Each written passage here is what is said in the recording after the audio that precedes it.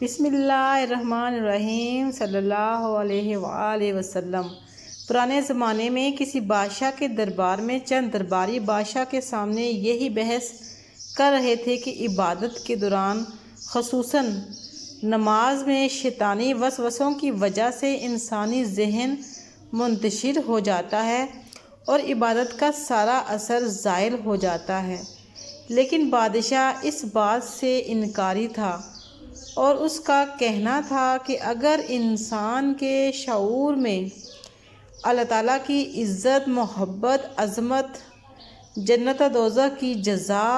اور سزا کی ذرا بھی اہمیت ہو تو وہ کبھی بھی ایسے خیالات کو پیدا نہیں ہونے دے سکتا۔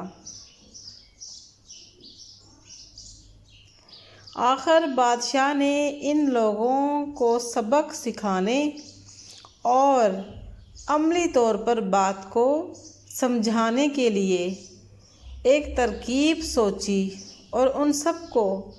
پانی کے بڑے بڑے پیالے تھما دیے اور محل سے ملحقہ بازار کا چکر لگانے کا حکم دیا، اور ساتھ ہی ساتھ یہ تاکید بھی کی کہ خبردار، اگر کسی کے پیالے میں سے ایک پانی کا قطرہ بھی چھلکا، ورنہ اس کا سر ادھر ہی قلم کر دیا جائے گا، اور تم میں سے جو بھی کامیابی سے یہ کام سر انجام دے گا اسے بیش قیمت انعام سے نوازا جائے گا۔ حکم کے ملتے ہی وہ بحث کرنے والے درباری اپنے اپنے پیالے کے ہمراہ بازار کا چکر لگانے کے لیے نکل پڑے، اور ان کے ساتھ ساتھ بادشاہ کے حکم پر ایک ایک جلاد بھی ساتھ ہو لیا،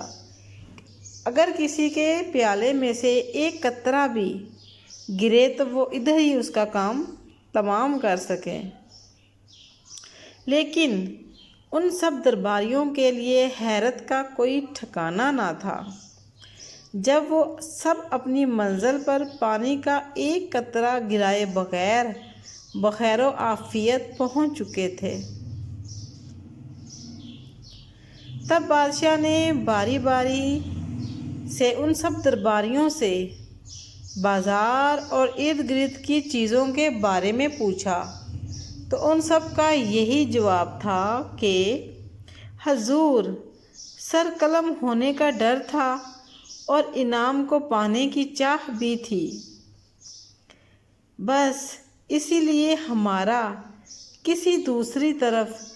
دھیان گیا ہی نہیں، ہم تو صرف اپنے اپنے پیالے پر دھیان لگائے بیٹھے تھے۔ جی ہاں، اگر ہمارے دل میں خدا کا خوف ہو، جہنم کا ڈر ہو اور جنت کی چاہ بھی ہو تو کچھ ناممکن نہیں کہ ہم بھی اپنی عبادات کو ارد گرد کی سوچوں اور شیطانی خیالوں سے پاک نہ کر سکیں۔ ہمارا ہدف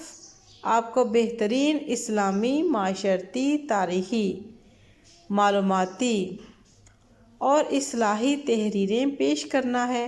جس میں آپ کا ایک شیئر بہت بڑا کردار بطور صدقہ جاریہ بن کر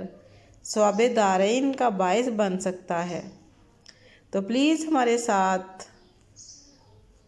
ہماری ویڈیو کو شیئر کریں اور اس میں حصہ ڈالیں اور ثواب دارین حاصل کریں۔ امید ہے کہ ویڈیو پسند آئی ہوگی۔